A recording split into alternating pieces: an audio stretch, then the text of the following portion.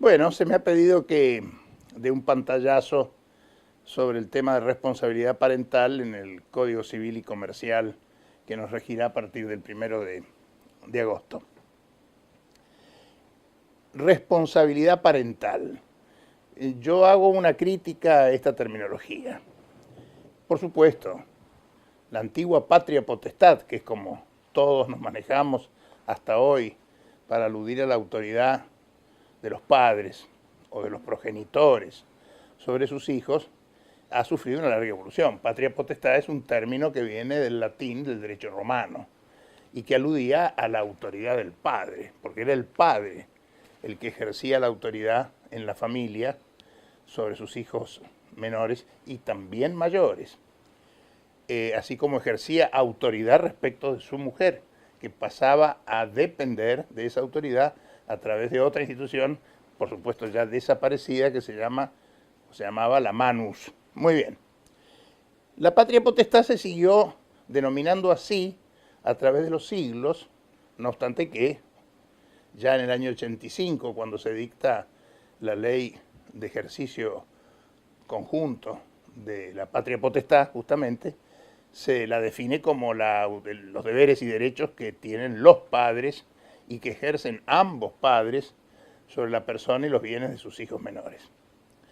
Pero en los últimos años se venía insistiendo que la terminología, que se dice también tiene un sentido pedagógico, era impropio, no corresponde seguir hablando de patria potestad. Y entonces se empezó a proponer denominaciones como autoridad de los padres o autoridad parental.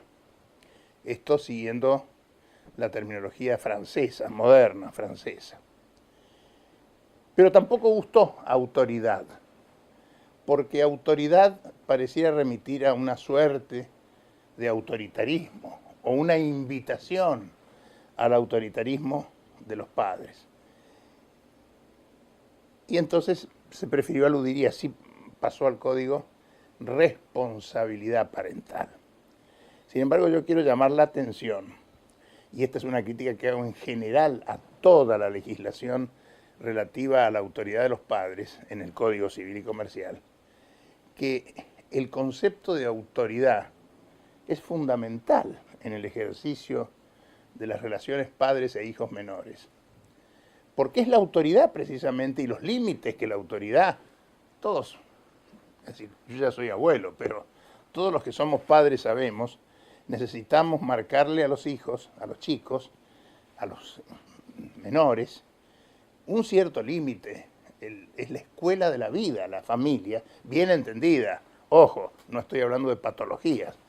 Y entonces esos límites marcan la medida de la responsabilidad de los padres. ¿Por qué los padres responden por los daños que causan sus hijos menores? Precisamente porque se les atribuye una responsabilidad objetiva derivada de no haber ejercido su autoridad, no haber puesto los límites, no haber de alguna manera contribuido con su autoridad a evitar que los chicos, los hijos, cometieran esos desmanes. Por supuesto que la autoridad puede degenerar en autoritarismo. Esto no lo vamos a negar en ningún orden de la vida, pero no es a esto a los que nos estamos refiriendo.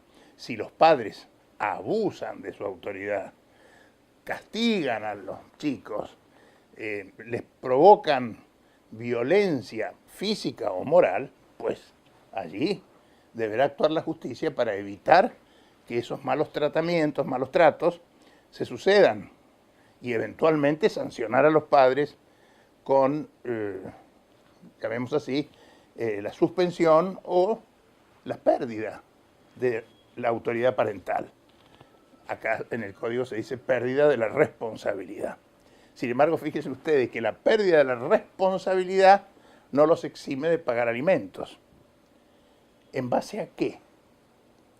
En base a su vinculación con los hijos. De manera que yo creo que, incluso yo creo que es válido, y así lo vamos a hacer con el doctor Bossert en el Manual de Derecho de Familia seguir hablando de la autoridad de los padres, sin perjuicio de reconocer que el Código habla de responsabilidad. Pero en estos límites la responsabilidad se asume en función de los límites que deben dar los padres a través de su autoridad en la educación de los hijos.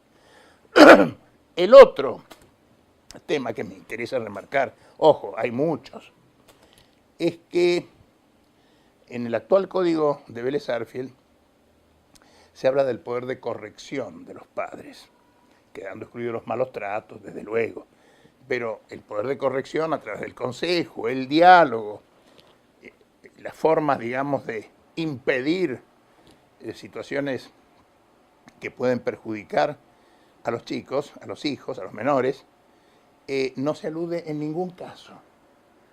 No tenemos normas que exijan a los padres, porque ojo, no es un derecho, es un deber de los padres, de corregir a sus hijos. Corregirlos.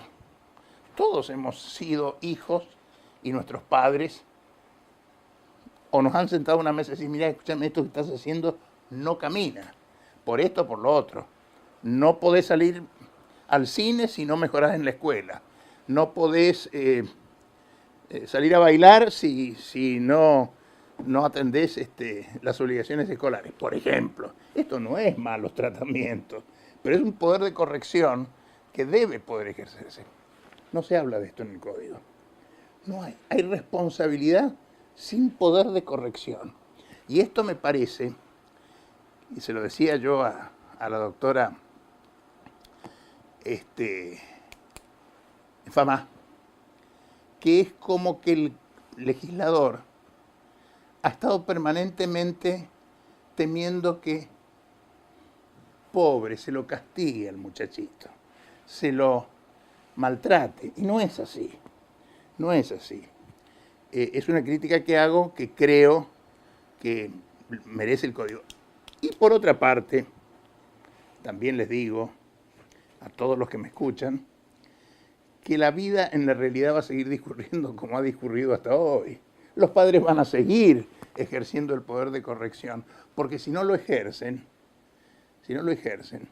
no van a cumplir el rol que les está definido. Por cierto, si ese poder de corrección se ejerce abusivamente, si hay violencia, bueno, desde luego, ahí habrá que echar mano al tema a través de la justicia o a través de instituciones que puedan ser, digamos, coadyuvantes para evitar esos malos tratamientos. En todo lo demás, que yo más o menos le he dado una lectura al título de la responsabilidad parental, entiendo que más o menos sigue la línea que ya había establecido la ley 23.264, que es la de la patria potestad compartida en el Código Civil.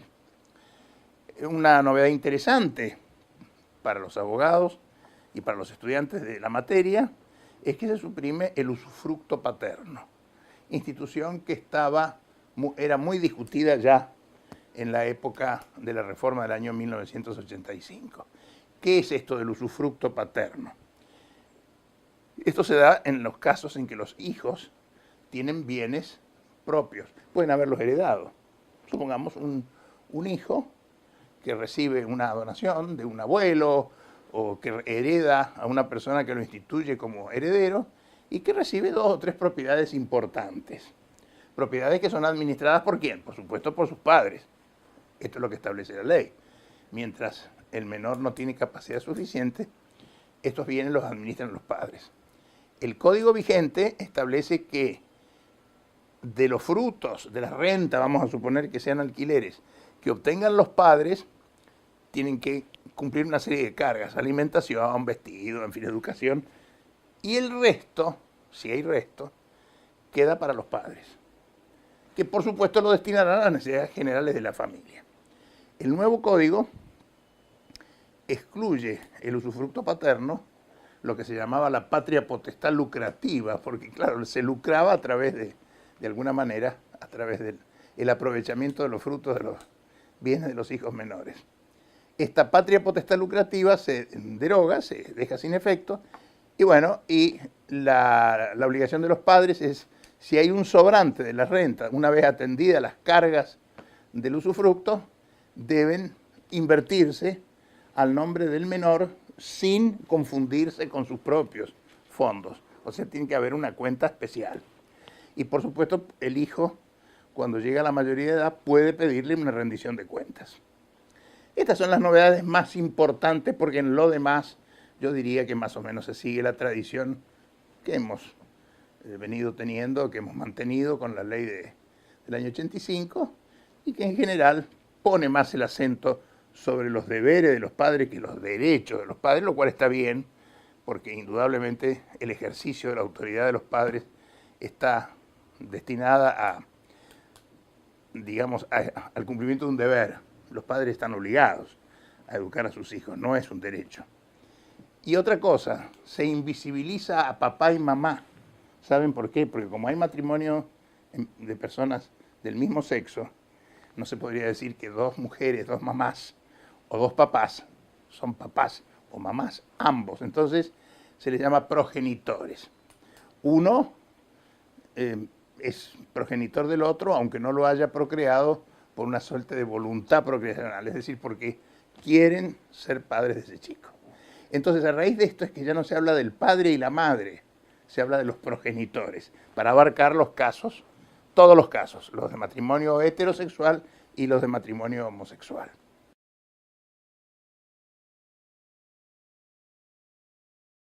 Yo creo que todos tenemos la obligación de ponernos al día, ayornarnos. Por ejemplo, irrumpe es una forma de decir, hace su aparición la unión convivencial, llamada por generalmente concubinato, que es la unión de dos personas que conviven sin estar casadas, que en principio es un hecho y que de alguna manera después de 2 años de convivencia puede transformarse en un estado de familia, básicamente si se le inscribe. Esto va a generar distintos tipos de problemáticas que hoy no existen. No existen por carencia. Va a haber solución de problemas, pero esto no quiere decir que no vaya a haber conflictos. Por ejemplo, en materia de divorcio, es cierto que el divorcio se pide incausadamente por voluntad de uno o ambos cónyuges. El pleito se va a plantear en torno a los convenios reguladores de las consecuencias y las prestaciones compensatorias. Esto va a traer graves problemas en tribunales, porque lógicamente, por más que el divorcio no sea litigioso, por decir así, lo cual está muy bien, por otra parte va a ser litigioso el tema de los convenios reguladores, porque sin duda conflicto hay, para que haya un divorcio hay un conflicto.